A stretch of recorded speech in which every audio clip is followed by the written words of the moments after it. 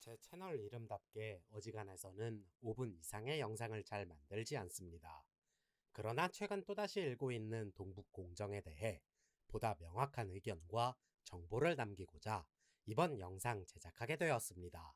중국이 동북공정을 하는 이유에 대해 궁금하시다면 오늘의 영상을 끝까지 시청해 주시길 부탁드리겠습니다. 다만 영상의 결말은 맨 끝부분에 있으니 시간이 부족한 분들은 건너뛰셔도 좋습니다. 유엔 산하 국제금융기관으로 설립된 세계은행 통계 자료에 따르면 2020년 중국 인구는 약 14억 명입니다.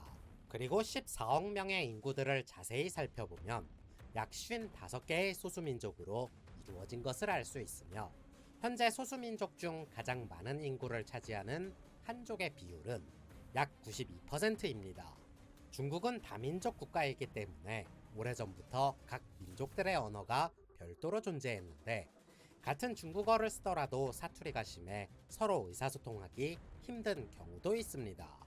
이를 해결하기 위해 베이징 중앙정부에서는 표준 중국어인 보통화를 만들었고, 현재 대부분의 어린이들은 초등학교에서부터 보통화를 배우고 있습니다. 그러나 땅도 넓고 인구도 많으니 보통화를 쓰려고 해도 많은 제약이 따랐습니다. 무엇보다 보통화를 적극적으로 사용하길 권유하고 있음에도 실제 보통화를 능숙하게 사용하는 사람은 적다는 것입니다. 그렇다면 이쯤에서 한 가지 의문이 들 수 있습니다. 한족만 92%라면서 왜 같은 한족도 말이 통하지 않는 걸까? 이를 이해하기 위해서는 우선 중국의 역사에 대해 파악할 필요가 있습니다. 세계에는 4대 문명이 있습니다. 바로 메소포타미아 문명, 이집트 문명, 인더스 문명, 황하 문명입니다. 이 중에서 황하 문명은 기원전 2000년 전에 시작된 것으로 알려져 있는데, 이때를 기점으로 중국 대륙에는 수많은 국가가 건국되고 멸망하게 됩니다. 중국의 역대 왕조를 살펴보면 현재 중국 한족이 건국하여 대륙을 통일한 국가가 몇 개인지 혹시 알고 계십니까? 바로 한나라와 명나라 뿐입니다. 이들은 정통 한족 왕조로서 한족이 직접 건국하고 번영을 이룩한 국가들입니다. 그리고 잠깐이나마 영토를 차지하고 있던 한족 국가를 제외하고 한족이 통일해 지배한 한나라와 명나라의 존속기간은 둘이 합쳐 약 680년 정도입니다. 그렇다면 기원전 2000년 전부터 현재까지 약 4000년 이상의 시간이 흘렀는데, 나머지 3000년 이상의 시간은 누가 지배하고 있었을까? 바로 한족들이 민족이라 불렀던 흉노, 선비, 거란, 몽골, 여진, 돌궐 등이 있습니다. 이들은 중국 대륙의 변방에 위치하면서 한정적인 자원 안에서 국가를 운영했기 때문에 체계적인 국가의 기틀보다 유목민족의 성격을 많이 띄운 나라입니다. 그래서 보다 넓은 영토와 인구, 그리고 식량 확보를 통해 안정적으로 국가를 운영하고자 했고, 황하 유역으로 지속적으로 남하해 여러 왕조들을 괴롭혔던 것입니다. 물론 이를 막아내려 한 경우도 있었습니다. 이민족이라며 깔보다가 나라가 멸망할 정도로 짓밟혀 굴욕적인 외교를 하기도 했는데, 대표적으로 한나라의 경우도 흉노와 호기롭게 붙었다가 멸망할 뻔했고, 이후에는 지속적으로 조공을 바쳐 위기를 모면한 사례가 있습니다. 아무튼 14세기에 들어서며 유라시아 일대까지 광활한 영토를 지배하고 있던 몽골 제국의 세력은 점점 약화되었습니다. 그리고 몽골 제국의 한 축으로서 중국 대륙을 지배하고 있던 원나라는 한족이 일으킨 명나라에 의해 멸망하는 결과를 낳게 됩니다. 이후 명나라는 약 300년간 중국 대륙을 지배하며 번영을 이루었으나, 명나라 말기에는 각종 비리와 부정부패로 인해 백성들의 삶이 어려워졌고 결국 농사꾼이었던 이자성의 난이 일어나고 말았습니다. 이자성은 북경을 점령하며 새로운 왕조를 건국하는 듯 했으나, 그가 통솔하던 반란군 무리들을 적절히 통제하지 못하며 혼란이 거듭되던 찰나 만주에서 일어난 청나라에게 패배, 청나라는 베이징을 접수하고 점차 세력을 넓혀 중국을 통일하게 됩니다. 한족은 오랑캐라 부르며 이민족 취급을 하던 만주족에 의해 나라가 멸망하자 이를 굉장히 수치스러워했습니다. 그래서 청나라 건국 초기에는 청나라 지배와 통치에 대한 거부감으로 여러 시위와 반란이 일어나기도 했는데 결국 청나라는 이를 대대적인 학살을 통해 해결하고자 했습니다. 청나라의 거침없는 탄압 정책은 1616년 명청 교체기부터 3번의 난이 일어난 1673년까지 수십 년의 기간 동안 이루어졌으며 청나라 정부가 주도적으로 탄압한 인구만 수천만에 달했습니다. 이러한 일련의 결과를 통해 중국 대륙은 황하 문명을 시작으로 수많은 왕조가 들어서고 멸망하였는데 의외로 중국 대륙을 약 300년 이상 통치한 나라는 없었으며 매우 짧은 기간 동안 반복적으로 왕조가 교체되기에 이릅니다. 그리고 왕조가 교체되는 과정을 겪다 보면 전임 국가들의 문화와 풍습들은 사라지기 마련이었고 서로 다른 민족들이 통일 왕조를 건국하는 작업을 반복할 때마다 자연스럽게 언어도 뒤섞였을 것으로 추측해볼 수 있습니다. 이를 뒷받침하는 한 가지 재미있는 사실은 2007년 중국 간수성 란저우 대학에서 재직하던 셰샤오둥 교수가 자신의 연구를 발표한 일이었습니다. 셰샤오둥 교수는 중국 서북 지역의 소수민족 DNA 등을 연구하고 있었는데 연구 결과 순수 혈통의 한족은 없다는 결과를 발표하였고 이 사실이 대외로 알려지며 이웃한 동아시아 국가에도 큰 충격을 주었습니다. 원래대로라면 한족의 의미는 다른 종족과 구별하기 위해 이를 지역적으로 나누어 구분한 표현이었으나 셰샤오둥 교수는 한족의 순수 혈통이 사라진 만큼 이러한 구분은 의미가 없다고 지적했습니다. 뿐만 아니라 황하 문명, 즉 중원에서 출발한 종족은 한족이라 불렀지만 춘추전국 시대 진나라가 통일하면서 이미 한족의 의미가 퇴색되었다고 보았고 진나라의 주류가 서융, 즉 서쪽 오랑캐였다는 것을 근거로 들었습니다. 그래서 각 왕조들의 활발한 정복 사업을 통해 기존의 토착민들은 문명의 기원이라 부를 수 있는 중원의 한족에게 자연스레 흡수되면서 시대가 거듭될수록 중화 문명에 편입하기 위해 한족이 아님에도 한족이라고 칭하는 경우가 있었다는 것입니다. 이러한 위장 한족들 때문에 한족과 소수민족의 혼인으로 태어난 후손들조차 중화 문명에 편입해 더욱 인정받으며 생활하기 편한 한족을 선택하게 되었고 약 92%의 높은 비율로 이어지게 된 것입니다. 그래서 현재의 중국은 이처럼 다양한 민족이 골고루 합쳐진 나라라 이를 한데 묶어 통치하기 매우 어려운 조건을 가졌습니다. 이를 해결하기 위해서는 강력한 구심점이 필요했는데 그런 의미에서 오래전부터 황제라는 개념이 등장, 중국 대륙 중심부에 있는 황제를 중심으로 그 이외의 지역은 왕 또는 제후, 오랑캐 등으로 질서를 잡아왔습니다. 그리고 중원에 몰려있는 압도적인 인구와 영토, 그리고 군사력에서 비롯된 국력으로 주변 국가를 정복해 나갔던 것입니다. 그렇게 세력이 확장될수록 한족은 스스로가 세계의 중심이라고 생각했고 다른 어떤 문명보다 한족의 문명이 더 뛰어나다고 믿었으며 더 나아가 자신들을 제외한 문명은 하등 가치가 없는 오랑캐라 부르며 얕잡아 보았습니다. 그래서 신의 대리인으로서 천명을 받아 영토를 다스리는 황제를 필두로 한족은 주변의 이민족들을 가리켜 동이, 서융, 남만, 북적이라 칭했고 자신들이 중심이 되는 세계관을 확립하기에 이르렀습니다. 결국 이 오랑캐들은 자신들이 교화시켜야 될 미개한 존재라는 관념에서 시작되었는데 이러한 중화사상이 폭발적으로 확장하게 된 시점은 의외로 청나라 말기 아편 전쟁이 일어나면서부터였습니다. 아편 전쟁은 1840년과 1856년 청나라와 영국과의 사이에서 일어난 전쟁이었습니다. 두 나라는 아편을 수출하는 계기로 마찰을 빚었으며 전쟁으로 이어지게 되었는데 비교적 열세였던 영국이 모두의 예상을 뒤엎고 청나라를 탈탈 털어먹는 결과를 낳게 됩니다.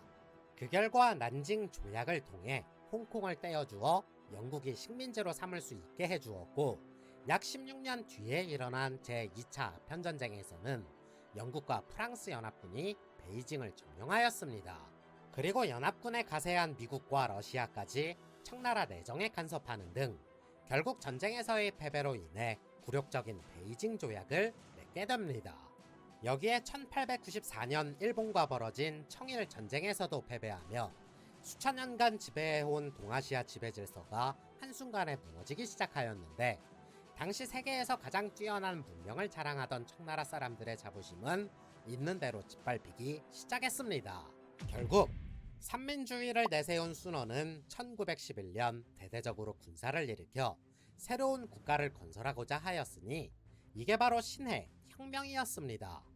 그리고 순원은 신해 혁명을 통해 국민당을 창당, 황제가 통치하는 체제를 버리고 근대적 민주공화국을 세우고자 했습니다.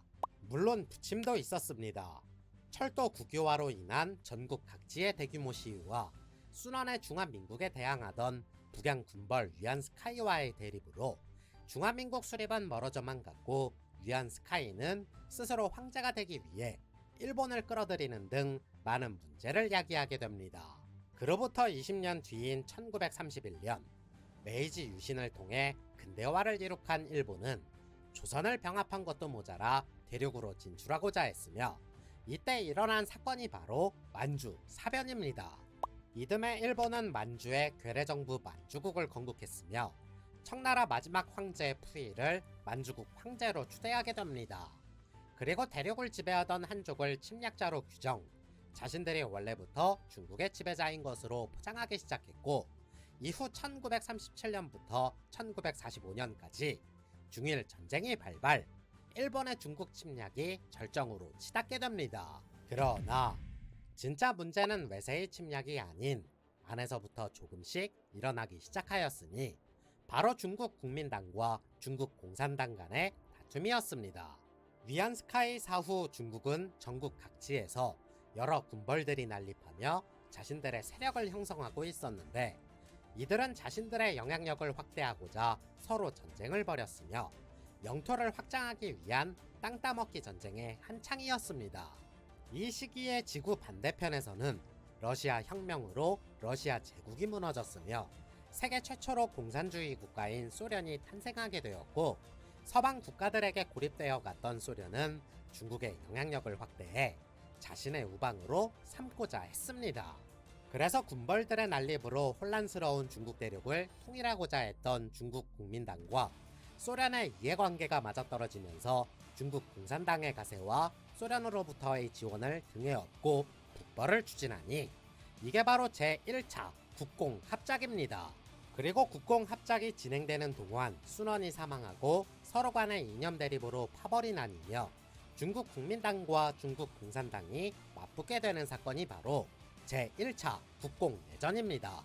이때 장제스에게 밀린 마오쩌둥이 저우원라이 등과 함께 홍군을 이끌고 중국 서북부 산시성으로 도망치게 되니 이게 바로 현재까지 중국 공산당이 신성시하며 추앙하는 마오쩌둥의 대장정입니다.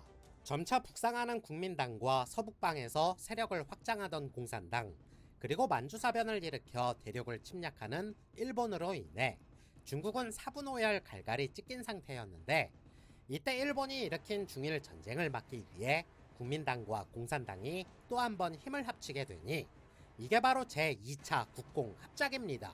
결국 이 시기에 제2차 세계대전이 끝나면서 일본도 전쟁에서 패배해 연합군에 항복하였으며 중국에서의 영향력을 잃고 후퇴하기 시작했습니다.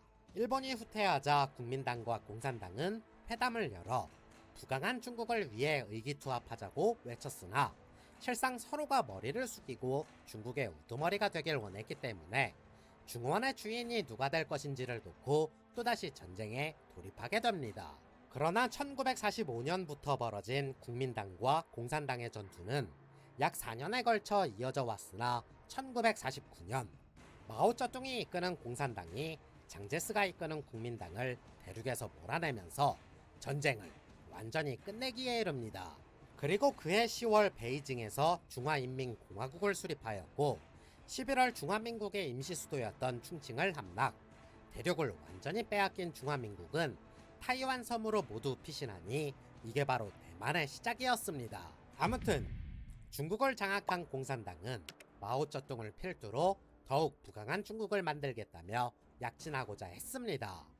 그리고 1950년대 접어들며 5개년 계획에 따라 후진적인 농업국에서 선진화된 공업국으로 탈바꿈하고자 했고, 소련의 모습을 본받아 산업혁명으로 부강해진 영국을 따라잡고자 했으니 이게 바로 대약진 운동입니다. 공업화를 위해서라면 공장이 필요했고 많은 양의 강철이 필요했습니다. 그래서 대약진 운동의 일환으로 강철을 직접 생산하기 위해 전국에 수많은 토법 고로를 만들었는데, 이때 동원된 농민들만 약 1억 명에 달했습니다. 그리고 역대급 망언으로 일컬어지는 참새는 해로운 새다, 즉 제사해 운동까지 더해지며 1958년 한 해에만 잡힌 참새가 약 2억 마리에 달했는데, 이 때문에 각종 해충의 개체수가 폭발적으로 증가함에 따라 중국은 대흉년을 맞게 됩니다. 이러한 대약진 운동의 여파로 아사자가 약 5천만 명이 발생하자 마오쩌둥을 비롯한 공산당은 서방 국가들에게 식량을 원조받아 급한 불부터 끄기에 이릅니다. 문제는 대약진 운동으로 마오쩌둥의 권위는 바닥으로 떨어졌고, 중국 경제가 몰락하자 정치 일선에서 완전히 폐쇄되었는데, 이때 류사오치와 덩샤오핑이 등장해 마오쩌둥이 싼 똥을 치워주니 중국 인민들은 점차 그 둘을 지지하게 됩니다. 하지만 마오쩌둥은 자신의 권력을 잃어버릴까 노심초사하고 있었는데, 류사오치는 마오쩌둥을 밀어내고 자신이 실세가 되고자 했고, 이때 마오쩌둥의 정책을 비판하며 그를 따르는 지지자를 공포정치를 통해 대대적으로 학살하기 시작했습니다. 마침내 대약진 운동의 실패와 류사오치의 공포정치, 그리고 여러 인물들의 정치 노선 갈등으로 인민들의 불만이 가득 찬 상황에서 1965년 해서 판관이라는 희곡 하나가 불난집에 기름을 부을 정도의 임팩트를 가져오게 됩니다. 그리고 해서 판관 사건을 빌미로 1966년 마오쩌둥이 다시 정치 일선에 등장하게 되었으니, 이때 마오쩌둥을 동경하며 류사오치의 공포정치에 불안을 느낀 젊은이들의 불만이 폭발하게 되면서 중국의 모든 것을 불태우고 없애자는 문화 대혁명이 일어나게 됩니다. 대약진 운동에 이어 문화 대혁명으로 중국은 큰 혼란에 빠졌으며, 마오쩌둥의 말은 곧 법이자 진리가 되었으니 홍위병들은 마오쩌둥을 위해서라면 자신의 가족들까지 때려 죽일 만큼 문화 대혁명의 여파는 상상을 초월했습니다.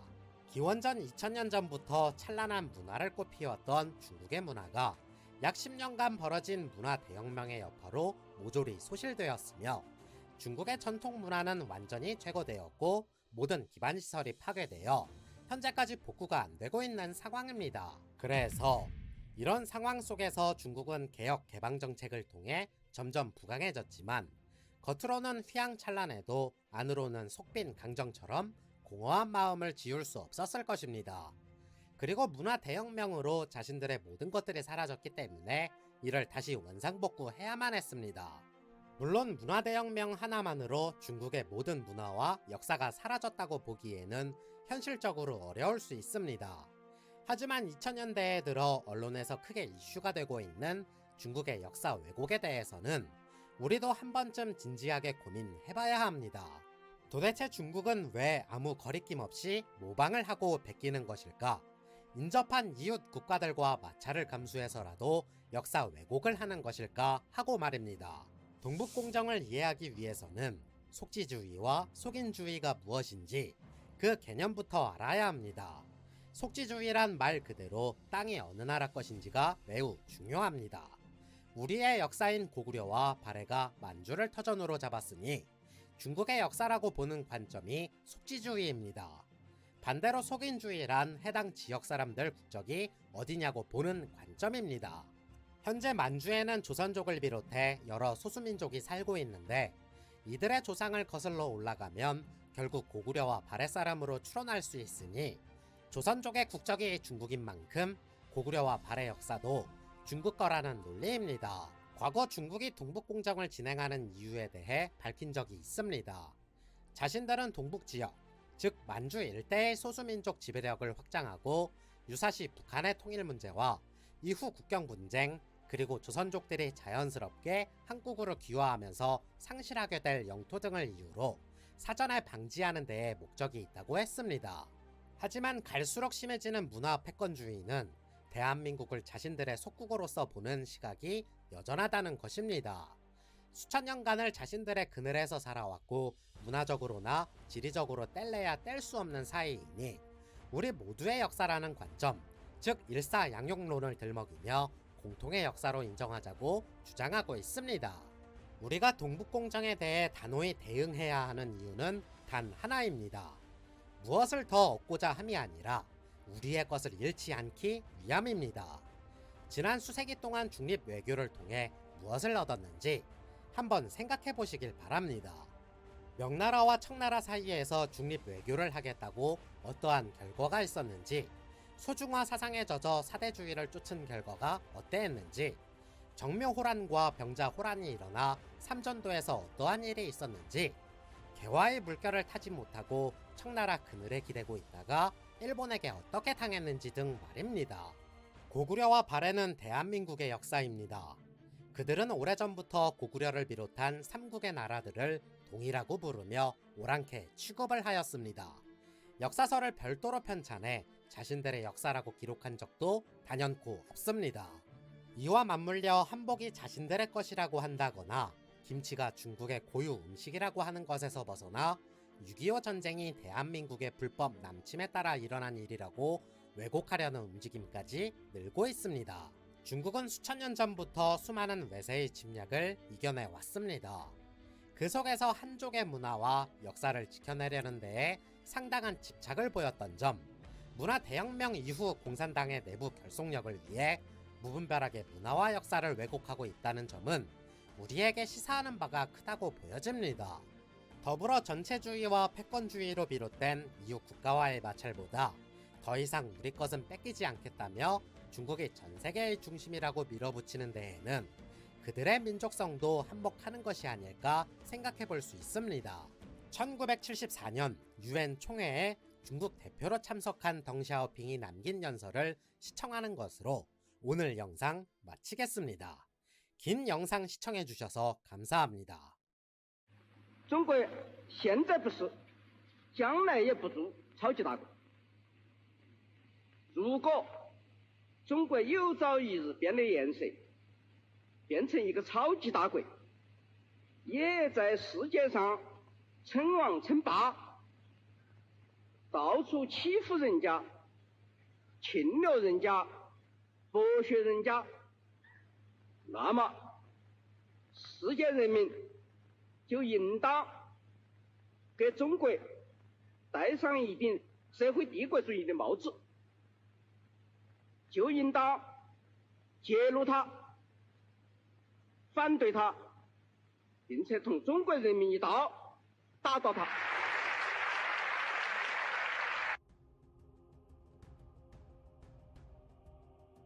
영상이 재밌었다면 좋아요와 구독 부탁드리겠습니다.